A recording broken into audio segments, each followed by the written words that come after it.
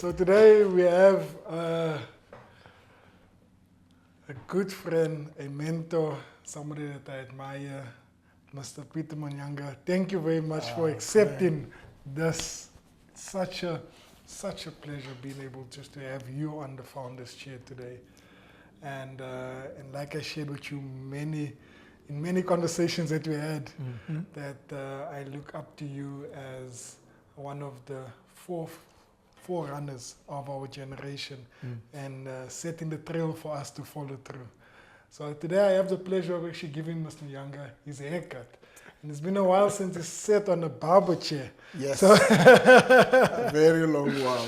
So today we're going to give him a haircut. And please do us the honors of just a quick introduction. I mean,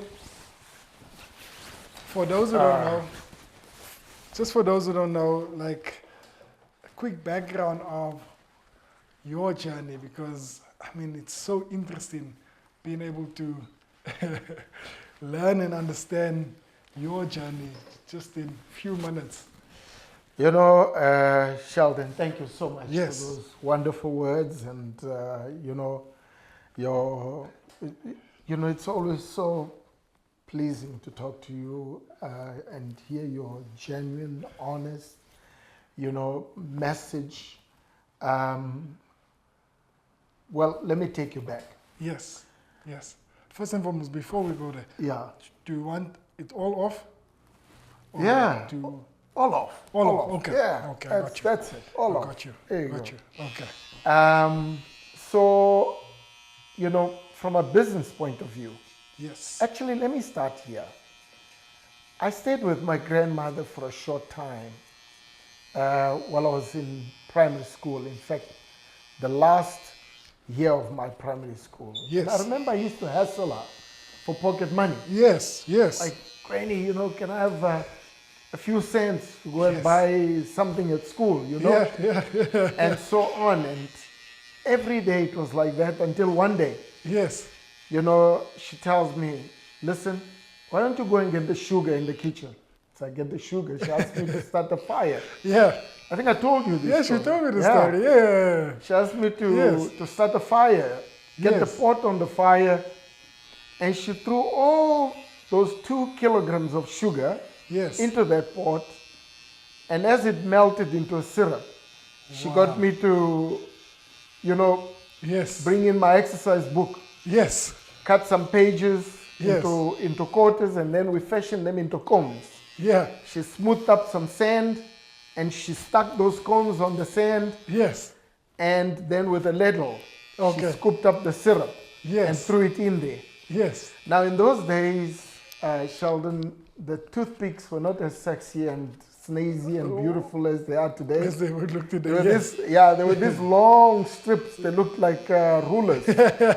And she got me to go get a box with the toothpicks. Yes. And stuck them inside each one of those cones that were now filled up with the syrup. Yes. It dried up. She stood back with her hands on her hip. She said, son, there's your pocket money. Don't ever ask me for a cent again. Man, there were about 32 of them. Ooh. So I picked them up. Yes. And put them in my bag. I was very excited. Wow. This would have been on a Saturday or something. Yes. Because on Monday, I got to school and showed my friends. Like, I'd open my bag. It's like, look here. Yes. And they all just wanted a free lollipop. Yeah. And I was like, no. So we ended up eating 2. First day, I sold nothing. Yeah. Got back home, my grandma was like, so what happened? I said, Granny, these people don't want to buy this stuff. They want me to give them, for free. Yes. I said, that's not how you run a business. So she gave me an idea, like, why don't you go back? Maybe you give 10 to your friends and tell them to sell 9 and eat 1. Yes. I had 30 now. So I got to school, to 2 of my friends, I gave them 10 each. Yes. And we sold all of them. Wow. And so started my little business at school. Wow. And by the time... But how did you sell it? Was it just an instinct of you had to let it go? No, we're just telling our friends. Hey, Yes. listen, don't go to the tuck shop. Yes. Yeah, I got some lollipops, man. Oh. You know, and I think they were like 1.5 cents or something like that. I can't remember. Yes. But you know, yeah, lollipops. And soon enough, and from that day onwards, Yes. I promise you, Sheldon, I had enough money to take my friends to the movies. Wow. I used to give money back to my grandmother. Wow. You know, and it became quite a business. Obviously, she taught you that lesson from a Absolutely. very young age. There you go. Wow. Then the next lesson she taught me, one day she sat me down and she said, son, here's another lesson for you when you start working. Yes. She didn't put it in this way, but I mean, I've since actually synthesized it to sound like there are two forms of savings that you need to always remember. Yes. In fact, the way she put it to me was, before I gave you that 1 rand, you had nothing. Yes. So you had 100% of nothing. When I give you Yes. 1 rand, you got 100% of a rand you didn't have before. You did have, yes. So learn to not, you know, squander the entire rand. Yes. And of course, she would say, ideally you should set aside about 20% of what you've got. Yes. Which is generally what a lot of people do, those who are actually disciplined Yes. when it comes to finances. savings and all that. And if I synthesize what she actually taught me, she taught me the difference between saving for pension Yes. and saving for prosperity. Oh. Now, I'm going to take you through a very That's quick powerful. exercise That's in that powerful. regard. We all are geared to save for pension. Yes. In fact, the government encourages us. Insurance companies encourage us to do just that. And I mean, I sit on the board, I used to, you know, on the board, Yes. or rather as a trustee of a pension fund. Yes. And so I understand this. Yes. You tell everyone, you know, you're going to save for your pension, no Yes. problems whatsoever. Yes. Anybody with, you know, a good mind knows that that's a good thing to do. That's a good thing to do. The problem with that is, you know, saving for pension means you start now and you keep doing so until the day you stop working because the law says you must stop working. Yeah. And then you fall back on that.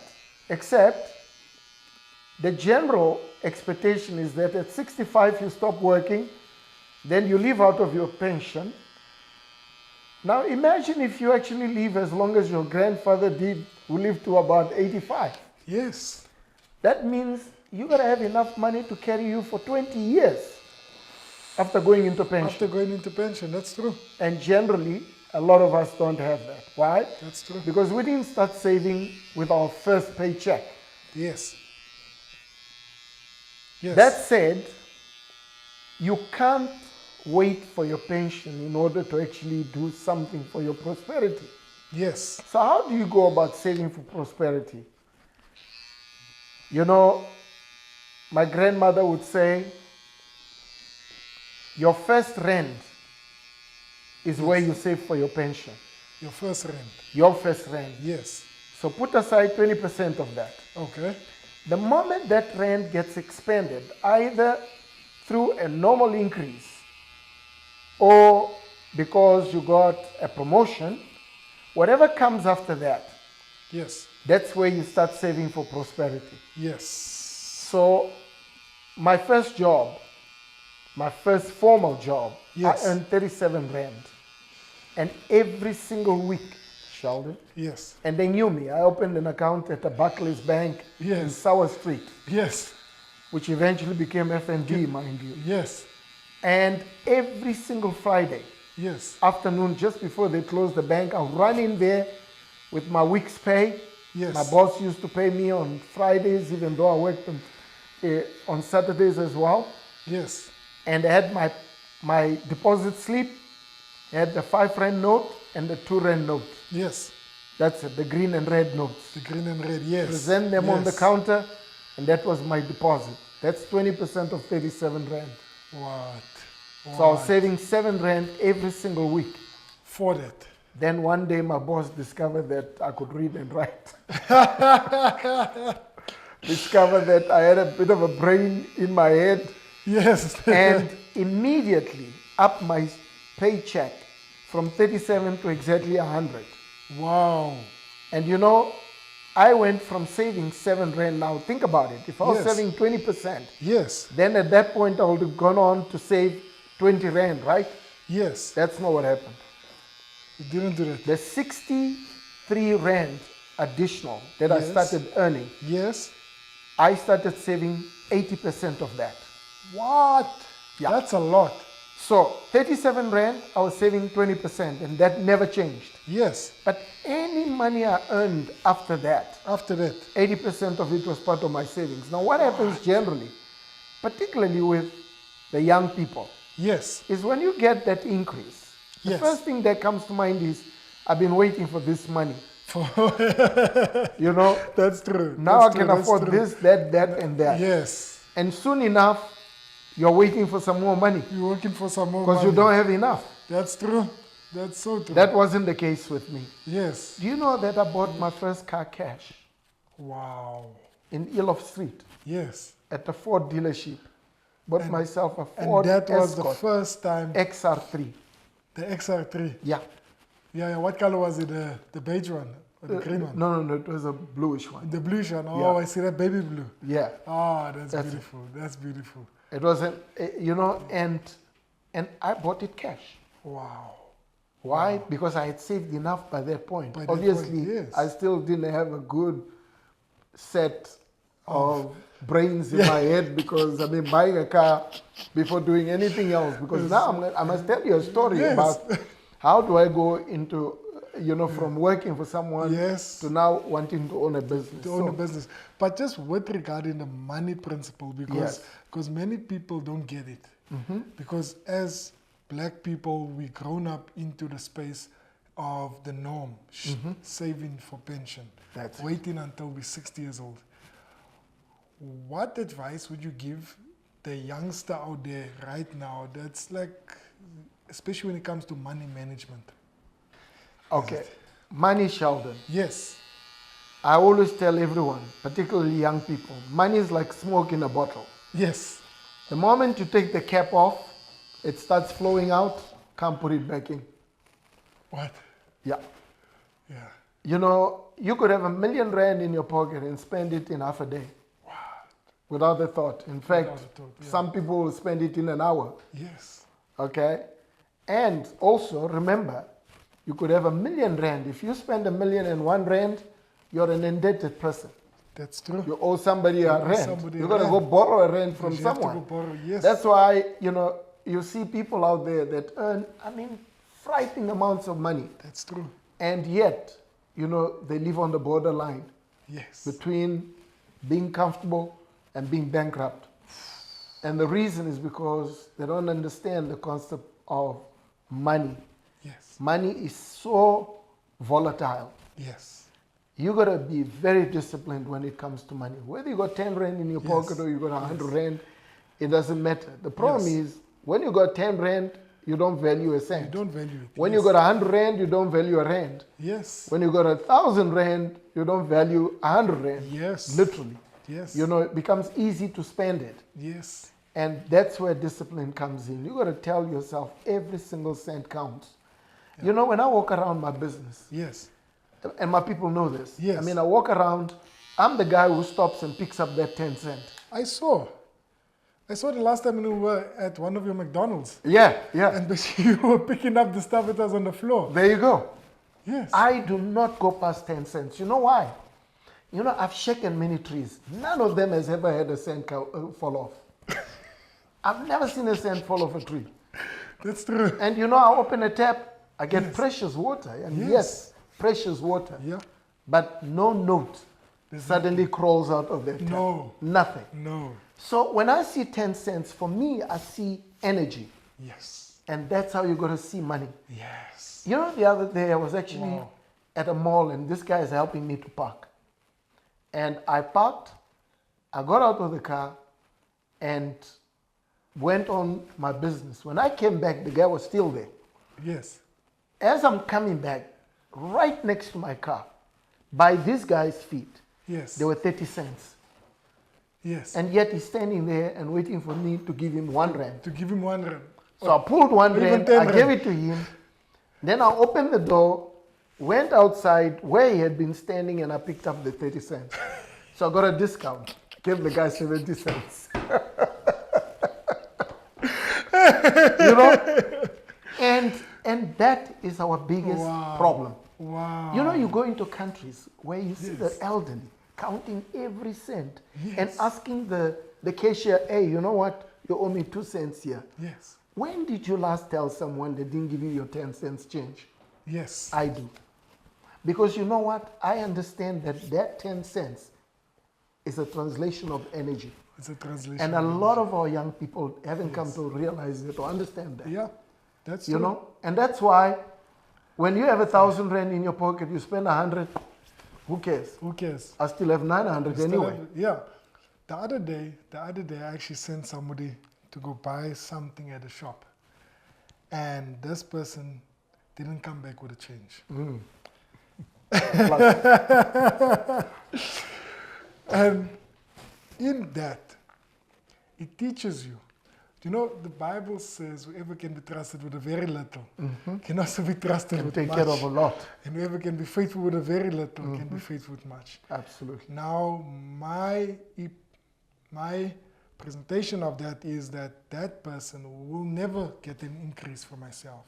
Will never get an advancement in their job because of their faithfulness that is showed in that little.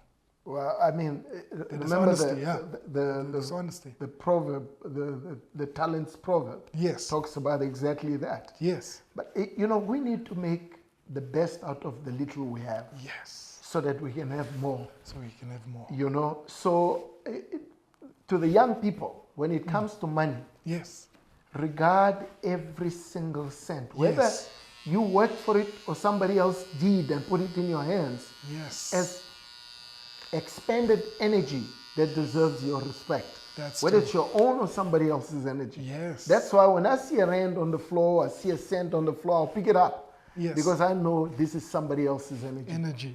You know, the mint will not press those coins unless there's something to back them up. That's true. And that backing it up is the guy digging up a trench out there. So Telkom or, you know, whatever fiber company needs to run cables in there to keep the economy going. Yeah. And that energy cannot be disrespected or disregarded. Of course. So, you know, that's the first thing. Discipline in how you handle your money. Wow. Money is like smoke in a bottle. You take the cap, starts flowing out, and it's gone. Because once you've spent that money, you can't take it back. No, you can't. Now you got to go work for it again or beg somebody else for it. That's true. So, you know, respect what you have. Yes. That's the first thing. And secondly, this idea of saving I just mentioned. Yes. I am pedantic about that. Yes. Even when I have got the least. Yes. I am conscious enough to remember to save. That's true. You know, I encourage everyone to remember that. Yes. So let me go back to that whole saving for prosperity thing. Yes. If your idea is to one day have a business, or you wish to actually get things that are not easily attained, you know, with a normal expenditure of energy, or of money and all that, then you need to think about how do I actually save exponentially? Not just this normal interest rates and all that. Imagine now, you earn 100 rand. Yes. Okay? And you're saving 20 rand. That's true. Then you get an increase of 10 rand. Yeah. And now you're saving 28 rand. Yes. Now imagine that. Because now you got 10 rand increase. You're earning 110 rand. Yeah. But instead of saving, you know, 22 rand, you're now saving 28 rand. Yes. Mind you, your lifestyle has gone up too. It's gone up. Why? Yes. Because you've gone from having 80 rand to spend to 82 rand. 2 rand is significant. It's a lot of money. You know? Yeah. So now you got 82 rand. Now you get another increase. Yes. Or you get a promotion and you go up to 100 rand. Yes. In a promotion. So they take you to 200 rand now.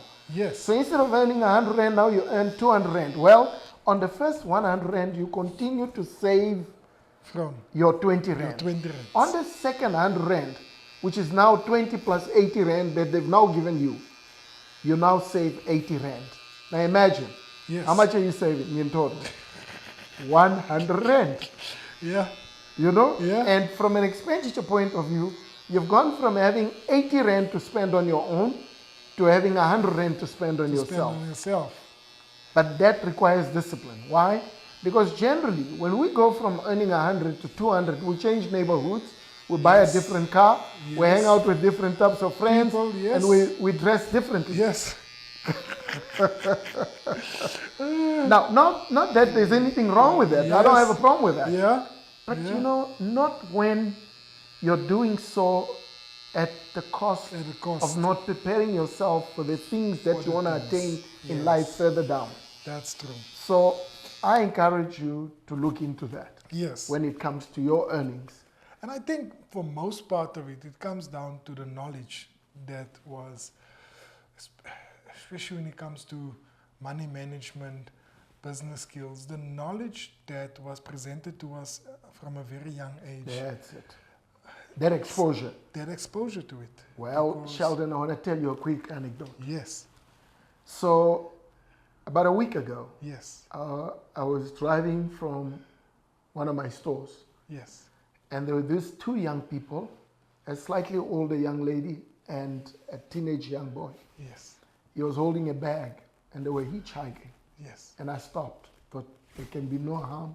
They are young people. Yes. Stopped. They jumped into the car. Ooh, and about the car and all that. Yes. I was driving my wife's car. Yes. And as I drive, I check.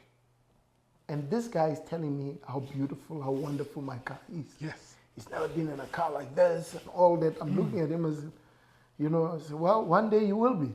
Yes. He says, oh, never. No, me, nah, never. The youngster. Never. Yeah, this is the young man. So I said to him, no, you're right, actually. You'll never be in a car like this if this is the lifestyle you have. You have got, he had a bag from Spitz, the shoe company. Ooh. And as I peeped into the bag, there was a box in there with Cavellas. Ooh. So I said to this young man, I said, are those for real? He says, oh yeah, very proudly. Oh yes. And he says to me, you know, I just went to pick them up. Wow. So I looked back at the young lady at the back who had by now introduced herself as his aunt. Yes. And I said, you bought him those shoes? She says, no, my brother actually bought them for you. Yes. I said, that's wonderful. Are you excited? He says, oh, yes. I said, you're a fool. Wow. He looked at me like, hey, mister, I asked for a lift, not to be insulted. And I could feel it in his eyes. I'm like, no, I don't mean to insult you. I'm actually trying to sensitize you. Yes. You know, because what you're doing doesn't make sense. Yeah. You're hitchhiking, holding a bag from Spitz with shoes called Cavella. Yes. By the time you buy Cavellas, you should be able to afford to buy, to drive in a Rolls Royce. Yeah. For crying out loud. Yes. You must be able to have... And then the auntie says, no, it's the influence of the friends and all that. I said, no, it's your lack of sense in guiding him appropriately. Yes. If your brother decided he was going to give him this 5,000 rand to buy these Cavellas, yes. Shouldn't you have rather advised him to take the 5,000 rand, take 400 rand, go to Bata and buy nice leather shoes? Yes. And save 5,600 rand. Yes. Because if he had saved that money, guess what? You would have been so much closer to buying a better car than I am driving. Yeah, that's true. How much have you got in your account right now? He looked at me with a blank face. I said, that's where the problem is. And you see, you bought these shoes to impress your friends. To impress. You know, and if you live to impress others in this way, yes, it's okay to try and impress others, but do so in a constructive way. Yes. In this way, the only people that you've impressed is Spitz, who have made a tremendous great profit out of you. Yes. And there you are.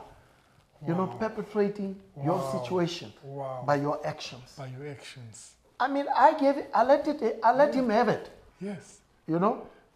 And if they see your video, they know me, so they can call me and tell me how could you go and tell this story about us? Okay? Yes. But I let him have it and I said, stop it. It's sad. No, if I were you, even now, I would still get back home, find another sucker like you, who's probably looking for the same shoes and sell it to them at a discount. Yes. And take that money and save it. Buy sensible shoes. Save the money. Yes. Start something for yourself. That's true. Start building a future for yourself. Yes. It's not going to manufacture itself. It's not going to manufacture itself. Yeah. Yeah. I think that's the short-term mentality that we brought up, especially in our society where it's a microwave society. Yep. When everyone wants things now, Instantly. You look at the success of others, and you ask yourself, just look at Mr. Moyanga. He's a multiple franchisee for McDonald's, owns 8, 9 franchisees, and they think it's overnight. They think that what you have gained has been just by a click of a button, but they don't understand the principles of starting out small and saving with what you have in order to grow. You know, and there's another Proverbs in the Bible I was reading is that most of the time, especially with young people, they go for these quick wins. And the Bible says in Proverbs is that wealth gained hastily will dwindle, but whoever gathers little by little will increase it. Indeed. And that's the principle that I see right here is understanding that you have to work on the little by little, because it's that little by little that will eventually become a flood. Yeah. You know, you stand out there and the clouds build up, and the clouds of prosperity are always hanging over us. Yes. Okay, we just ignore them at our own peril. Yes. Why? Because one drop falls on your nose and you go, wow, you know, Yes. it's about to rain, but you do nothing about it. But you do nothing. Still walk around as if nothing is happening and all that. You hang around, you know, by the stream. Yes. And then another drop falls and another one falls. And before you know it, you're in a flood and you can't swim. And you can't swim. And that's a sad reality that we find ourselves in. Yeah. So we need to teach, and I'm glad you're asking this question, because we need to start talking to our brothers and sisters about this. Yes, that's true. To our children. Yes. You know, and telling them these things. Because one of the things this young lady said to me, you know, in that conversation, you know, she turned around and she said, because I said to her, you need to go tell your brother that this is what you should be telling this young man. Yes. She says, no, you need to talk to my brother.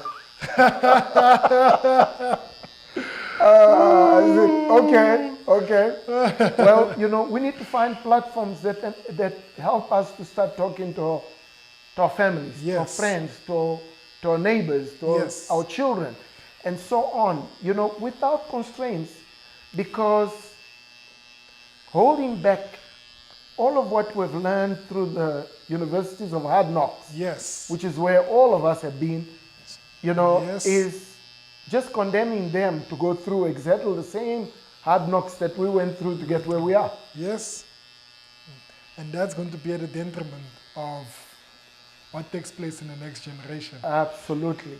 So we have a responsibility as well to actually do the right thing.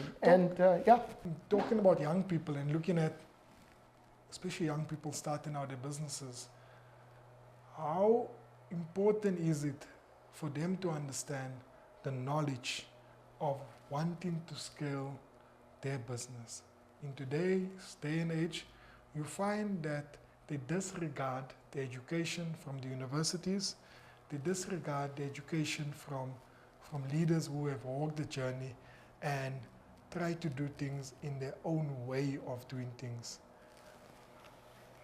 You know, Sheldon, the one of the greatest differentiators between humanity and all the other creatures on earth is our ability to impart complex knowledge to our children. That's true. All animals impart knowledge to their, you know, I guess, offspring, but we have an ability to do so, you know, with a level of complexity that I don't think is observed in the animal world. Yes. I put it this way. If you woke up one day, you've never been to Cape Town, but you've heard about Cape Town. Yes. And you love what you're hearing about Cape Town. What's the first thing you would want to do? You would want to go out and maybe buy a map. Yeah. and figure out, but where is this Cape Town? Yes. Maybe buy a travel book that has got pictures that, Yes. again, you know, confirm your impression about where you want to go. Yes. You would read that manual. You would scrutinize that map. You would perhaps even find someone who has knowledge about the route to Cape Town. Lest you get up and start walking towards Zambia, Yeah. okay, in the hope of ending up in Cape Town. Cape Town, yes. Okay. To avoid that, you would go out and get knowledge. Yes. Then the next thing you do is you would diligently apply yourself to acquiring the skill to get to Cape Town. Yes. Okay? And, you know, when they talk about having experience in something, Yes. experience is about knowledge plus practice. Practice. Without knowledge, you're going nowhere. Yes. So education is so important. Yeah. Whatever it is that you choose to do, ensure that you're educated on it. Yeah. Now, the basic education that all our children get, they're really just the groundwork. It's the foundation, It's the foundation. upon which they can then build Yes. whatever mansion or palace or, you know, kingdom they want to build. Yes. But you've got to have that foundation. And often what I'm finding is a lot of our young people have even abandoned the pursuit Of education. of the construction of that foundation, Yes. which is the basic education, That's true. which is that matric. Yes. And it irks me, Sheldon, Yeah. that we've allowed ourselves to actually make it known and accepted that it's okay to pass your matric with 30%. No. That's the most painful thing. That's To me, at times, it actually almost brings tears to my eyes. Yes. To think that we have actually inculcated this new culture Yeah. of acceptable mediocrity. When you listen to other nations, other places, other countries, other people tell you, just the other day we had some friends here, you know, from the East. Yes.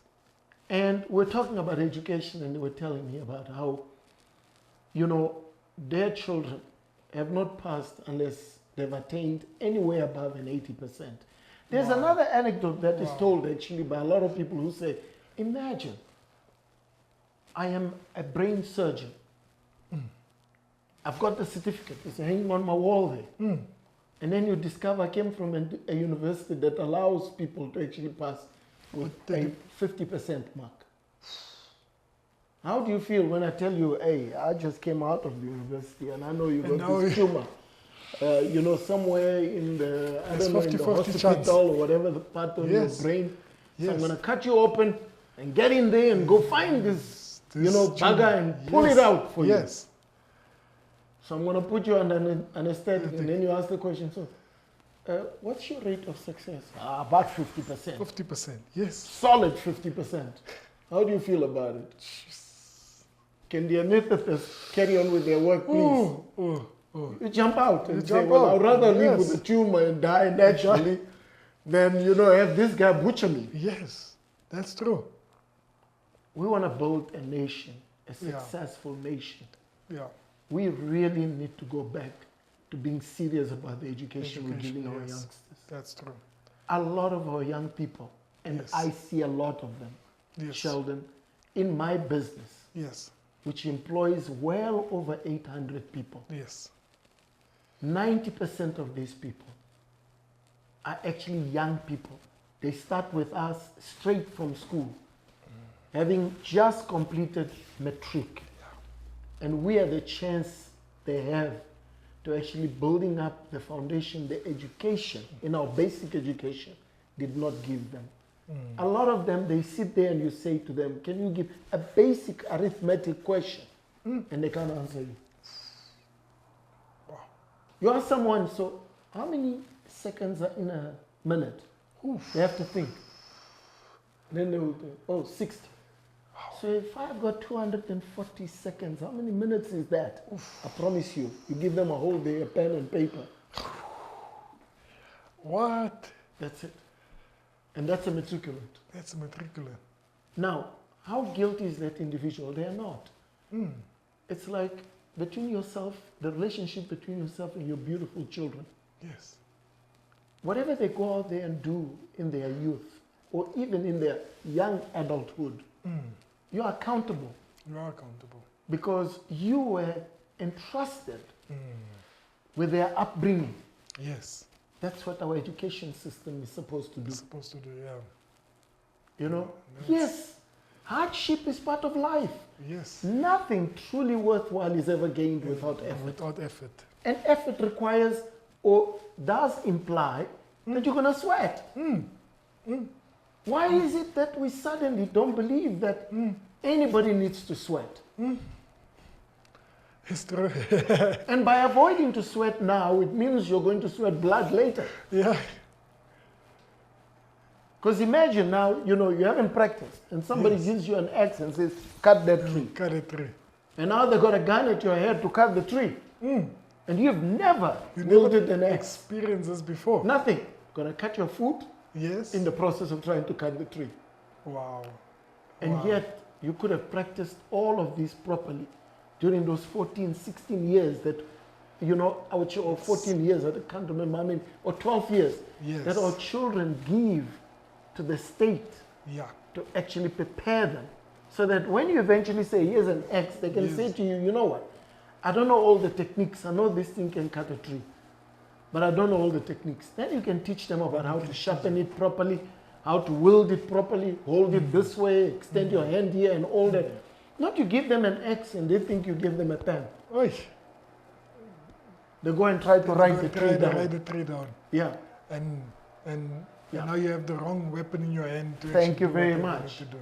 So yes, I believe in knowledge. Yes.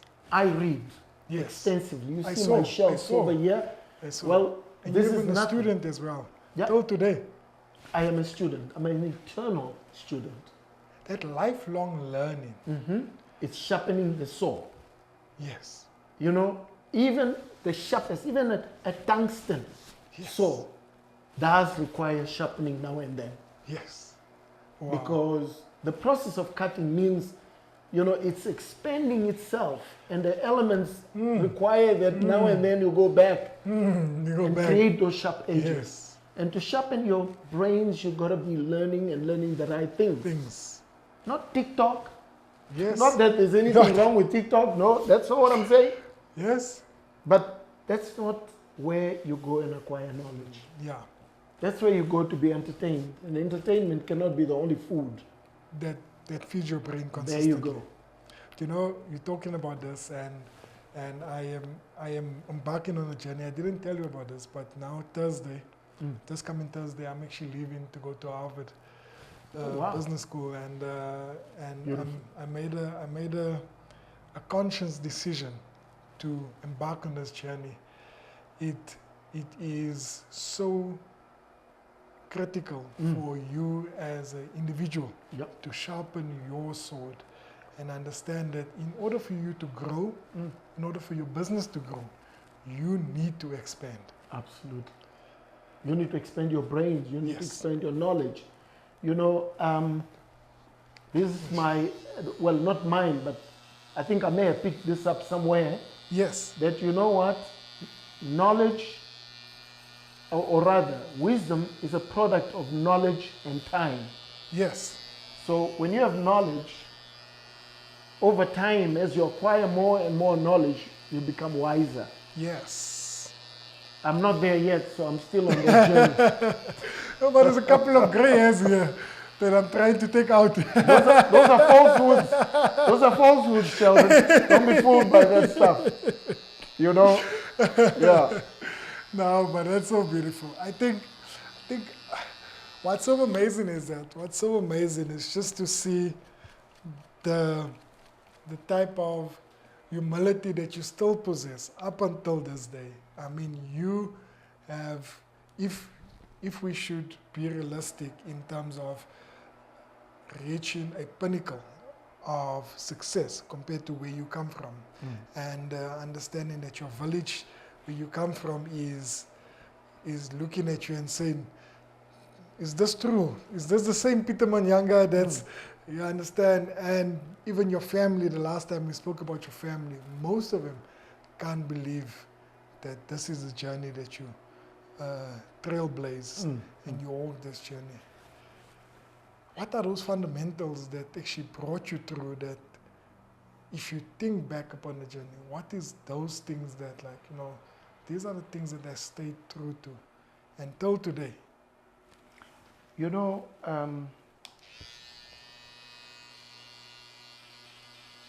when you commit, yes, come what may, deliver.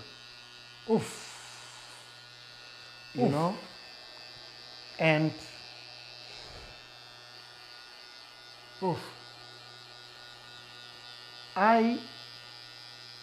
when I learned about how they extract gold, yes, because you see, there is the easier way that we all get the impression gold is attained through.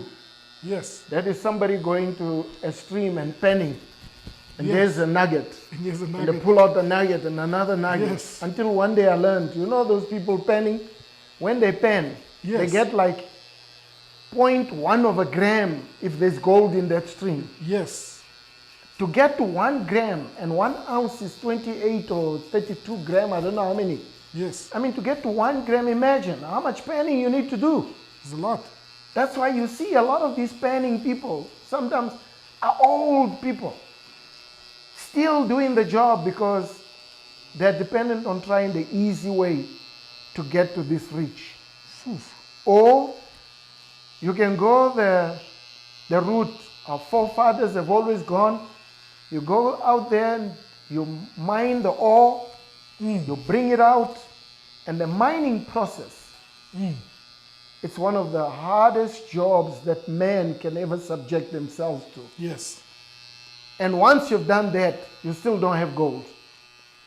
Because you now got to go and refine this stuff. yes, That means you got to go out in the forest and find some wood, or dig Yes. up underground and get some coal. yes, Start a fire, the Yes. right type of fire. It's not a fire where you're braising the odd sausage or something like that. No. This is a fire of gargantuous nature. yes, It requires a lot of energy. that's true. You see these people working in those refineries. Some of them, they don't have shirts, not because they are poor, because of the environment in which they work. They find themselves. Having a shirt is such a superfluous thing. Yeah, It's hot, it's hard, yes, it's demanding. yes, And that's how you melt that stuff. And in so doing, you extract gold. So gold is not something you get the easy way. that's true. All right? And I believe that hard work results in a reward, which is a delivery Yes. of that which you're pursuing. Stay true to your goals. Yes, Okay? Staying true to your goals means you stay focused on them. Now, I spoke about going to Cape Town earlier on. yeah, The journey to Cape Town is not a straight road. yeah, And I've always understood that, and being comfortable with that makes it easy for you when you encounter an obstacle on the road to sometimes even do a U-turn and go backwards go back. to find another route Yes, that will enable you to bypass that obstacle and continue on your journey, as long as you know your north compass yes, points in the right direction. Even when you're walking to east to get to the north, to get to the north. do so focused on your compass, Yes, knowing I am digressing here for a reason, yes, but that's where I'm headed. yes, So that's very important, because often when we encounter obstacles on the road, we give up. yeah, Your attitude is very important as well. yes, Attitude is one unbelievable ingredient in making the broth of life a wonderful stew. oh, yeah, that's true. And I would like to think that I have the right attitude about my life and whatever comes my way. Even in the face of the most difficult of situations, if you have the right attitude, that situation is lessened. Is lessened because of that attitude. Because of that attitude. Because You know, when you fall and your attitude is, my bad, I wasn't watching for that rock. Yes. Or I saw it coming and I got distracted. You get up, you laugh at yourself and continue on the journey, limping. But you continue on the journey. You continue on the journey. But if you fall and you get up and then you start fighting with the rock, oh, who's going to win? Who's going to win? That's it. What? And that's what the attitude is for me. Wow. So very, very important as well. And don't do things to show off to others. You know who's my first customer when it comes to performance? Yes. Me. Yes. Every day I wake up and look on the mirror and I go, yeah, what are you going to bring today that impresses you? You. Wow. Because by impressing me, hopefully, the world watches and goes, yeah, that guy is doing the right thing by himself. For himself. Meaning for himself. Yes. That's the most important thing for me. Wow. Wow. I love that. I love that. And just to go back on hard work, I mean, till today, you still go sleep 12 o'clock at night? Is it 12 o'clock? I was in bed at around about 12, but I actually got roped into doing some emails and WhatsApps and all that. And I think by the time I fell asleep, it must have been about 1:45 or so. Ooh. So 1:45. And yes, 1:45. I was up at 4:30 this morning. Just 3 hours of sleep. There you go. Less than 3 hours of sleep. More than enough. That's enough Now- to keep you going. Now, yes, you know, Sheldon, we're going to end up in trouble by saying Yes. this. Because, Yes. you know, the doctors out there, they're telling the world, you need your 8 hours sleep. Now, I don't know in which manual this came out. Yes. But yes, I also know that science cannot be disputed. Yeah. And if that's what science says, well and good. And yes, I'll try to follow it. But I can get nowhere, you know, obeying that particular science to the letter. Yes. I get nowhere. Yes, that's true. Because you have applied this schedule for over 30 years. More than. More than 30 years. More than. And, you know, it's worked well for me. Yes. I'm often told, you know what, you're just going to drop dead. At that point, it won't matter anyway. No, that's not a good statement. It always matters. It always matters. It always matters. But here's the thing, Sheldon. I really wish my day had 36 or 42 hours or so. Yes. Okay, my every single day. What I need to attain requires so much of my time that I cannot afford to sleep it away.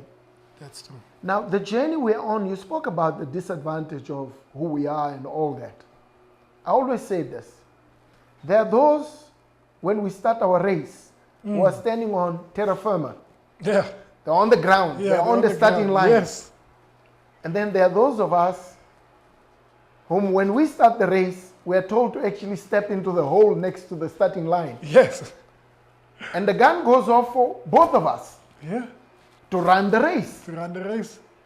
And the guy who's standing on terra firma just starts the race and he runs. Yes. Me, I got to first climb out of the hole. Yes. How can I expect to succeed to the same extent as the other guy As the other guy. if I'm not giving myself enough time to climb out of the hole? Ooh. Because I want to sleep as much as the other guy does. Yes. I want to rest as much as the other guy does. Well, then I got to understand that I start at a disadvantage. Yeah. And by so doing, Yeah. I perpetrate my disadvantage. Yeah. Yeah. That's so powerful. It's actually, so if you think about it, it's even starting at the negative.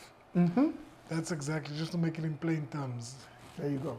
When you start at the negative, and majority of us, especially if you come from a disadvantaged background. You're minus 10. The other guy is at 0. Yes. Okay? Yes, he also is working hard to attain his... You know, I once told a story, Sheldon, and I will try and tell it very quickly. Yes. So there's John and there's Sipho. Yeah. You know, it's New South Africa. They go to the same school. They live in the same neighborhood. His father, you know, Sipho's father has done well, or, you know, circumstances have favored him. So he's also attending that wonderful school. And one day they both go to university and they get their degrees in engineering. Okay? And yeah, both of them. Yes. Now, let's pause for a second and go back to their homes. Yes. So when they were in primary school, Johnny goes back home, finds mommy at home. She's sitting there, you know, listening to what are the some of these Africans news magazines or yes. on TV. Yes. Okay. Yeah. So she's listening to that. Yes. Mommy at home for Sipho. Mother's there also listening to whatever. She's watching Movango. Yes. Nothing wrong with Movango. Yes. Congratulations to, you know, whoever came up with, you know, the program or whoever wrote the script, because what a successful program. Yes. And now they're in high school. John goes home. Father's in his study. And, you know, when he comes out with the Business Day newspaper, which then he leaves on the counter. Mm. And when they sit down to watch TV, father starts by maybe switching on to CNBC News. CNBC News or Business Day. Mom is, you know, protesting, but daddy say, darling, I gotta just check how my share is doing. Mm. And he goes in and he checks that. Johnny's sitting there bored to death. Yes. Saying to himself, man, I want to watch my program. Rambo is on today. I want to watch Rambo. Yes. Daddy wants to watch CNBC. What nonsense is that? But still, there it is. CNBC is on the TV. It's on the TV. Sipho's father gets home and, you know, switches the TV to channel 205. And yeah, there's Kaiser Chiefs playing. That's my team, by the way. Yes. And, you know, it's the derby and yes, big argument in the house and all that. He's calling his friend, telling him about, you know, how the game is going and all that. And little young Sipho is sitting there, Dad, you know, man, I want to watch that R&B program and all that, you know, and now you're here watching soccer. Yes. You know. Now, one day, Johnny is at home and he hears his uncle who comes over and is talking to his father. They're having a braai. He says, man, listen, Johnny's father, I got this project, man, and what a cracker. We're building this bridge and we had to use catapults, you know, to pull our lines from one side to the other and all that and so on. And little Johnny, I mean young Johnny by now, listening, but he's bored. He's not really interested. He's just interested in getting the wars done. Yes. So they can have the braai. Yes, so they can eat now. Sipho at home, also they're having a braai. Yes. And, you know, Dad and Sipho's uncle, they're having a chat about, hey, you know, at work, hey, you know, young Nomsa has got me dizzy, man. hey, you know. Hey, Sipho, don't listen to this nonsense. This is adult talk. Yes. You know? Yes. And then, you know, it's the beer and whatever else and so on. And Sipho is standing there, Dad, finish up the braai. I want to eat. So I can go and play. You know, do my thing. Yes. Now, let's take ourselves back, you know, to present day. Now they're engineers. Yes. And they get these two projects. They both got to build two bridges. You know, the N2 is going to cross two massive gorges, the Kai River and some other river. You know, and you know how it is in the Eastern Cape. Yes. Those deep crevices where the rivers have dug themselves into the sea. Yeah. And now we're going to put a bridge on there. And this is Sipho, you are in charge of the team that's going to build Bridge A. Johnny, you're in charge of the team that's going to build Bridge B. Yeah. You guys have your charges now. Now you're working men. Yes. You're both engineers. Yes. Johnny gets on with his program. Sipo gets on with his program.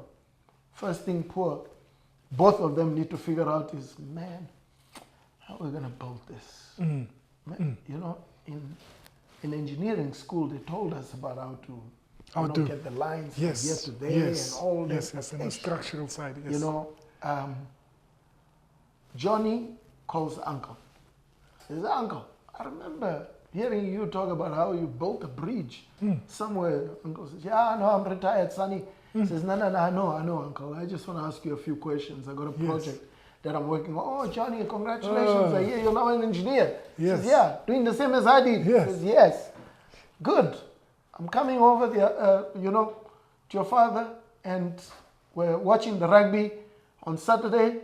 Yes. Maybe I'll get there 1 hour earlier. Johnny is happy. Sipo on the other side, sitting there and going, my gosh, I got to figure this thing out. Yeah. He goes to the library, pulls out some books, he reads volumes after volume. Everything gives him the same theory. And now he's trying to figure out what's the correct way to do this. To do this, yes. 2 weeks, 3 weeks, 3 months, 6 months. Yes. Still trying to figure out the best way to run that line from this side to the other side. Yes.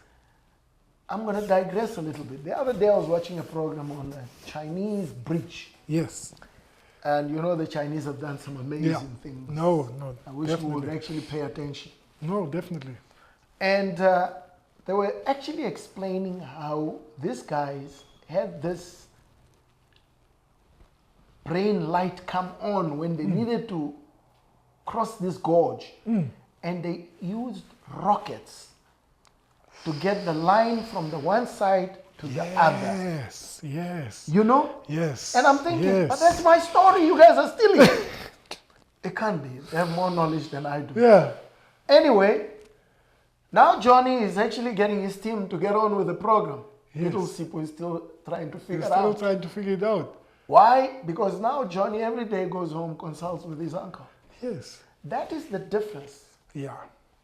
Yeah. When we are at the starting line, yes, and the gun goes off, yes, and we are wearing Crocs, yeah, and the guy next door is wearing Jordans,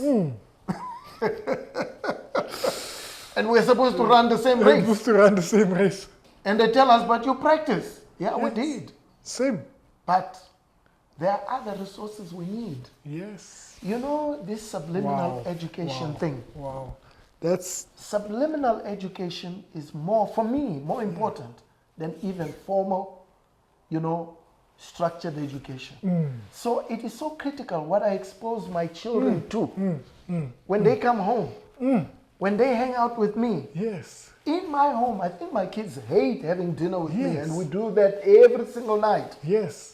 Because we sit there and there's no chit-chat about nonsense. Yes. Beyonce is not part of our conversation. And you're so intentional. That's it. Extremely intentional. When I come across something, I go, oh yeah, here's a good one. Here's a purpose for tonight's conversation. Yes. You know? So that is so important. Wow. Thank you. Wow.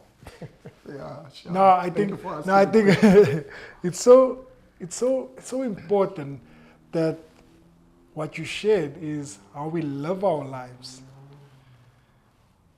And we are the walking example that people are looking up to. You know, when they talk about Christianity and they say, if you want to know Christian, look at how that person lives his life.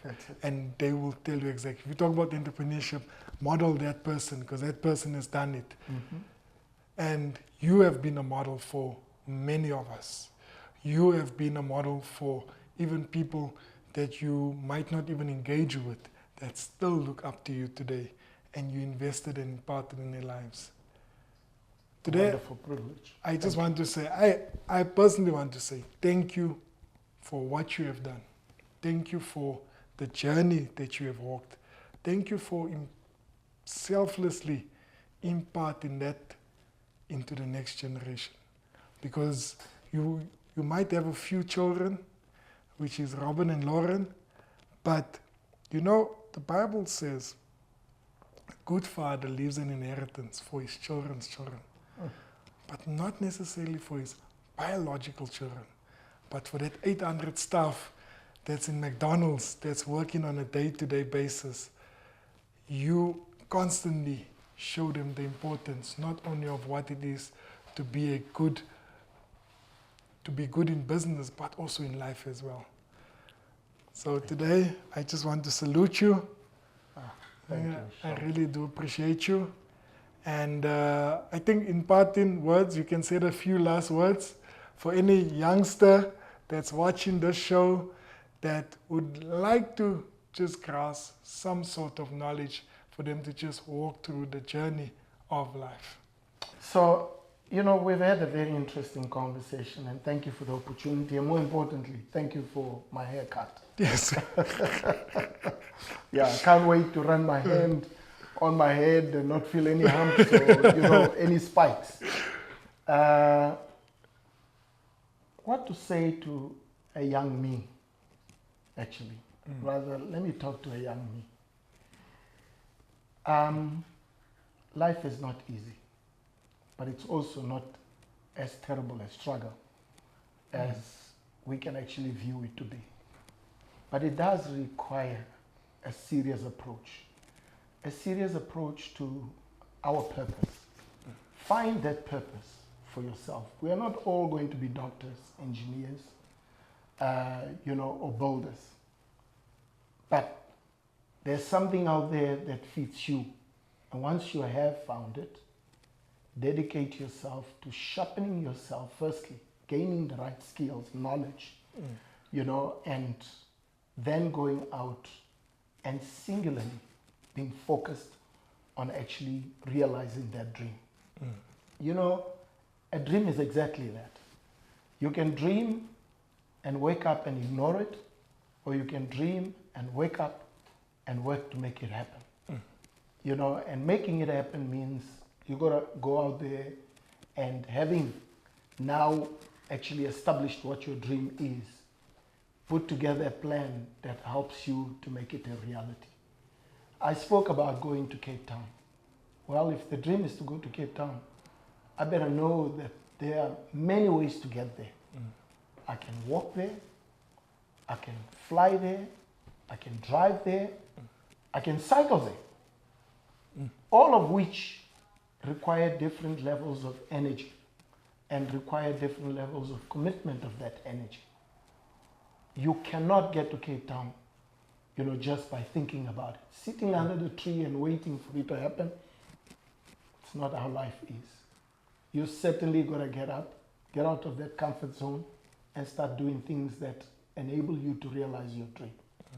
Sometimes the dream is actually to live a wonderful, sedate life, laid back, you know, have my family and grow old and one day retire. That's fine.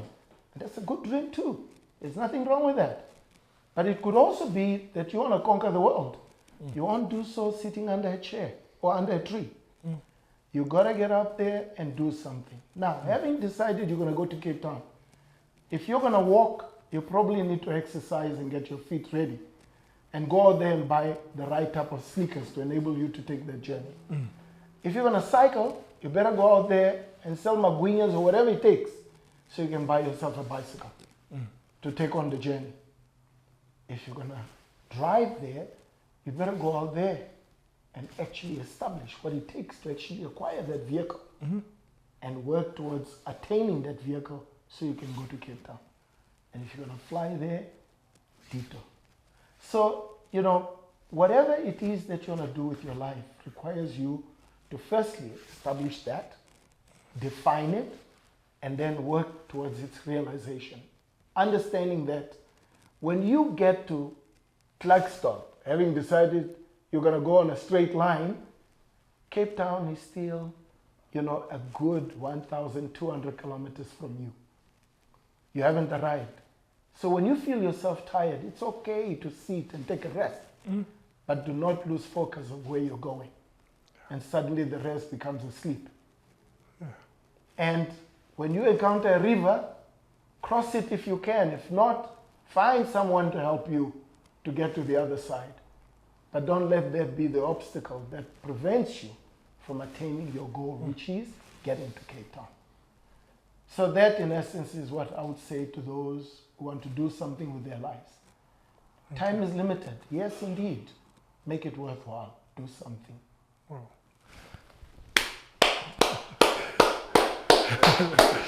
Wow, thank you very much. Thanks a lot, Mr. Moyanga. Thank you very much for everyone that watched this episode. And this is the education that we're going to leave for our children's children. And this is definitely going to go on our YouTube series, The Founders Share. Make sure that you like, subscribe to our channel. Thank you.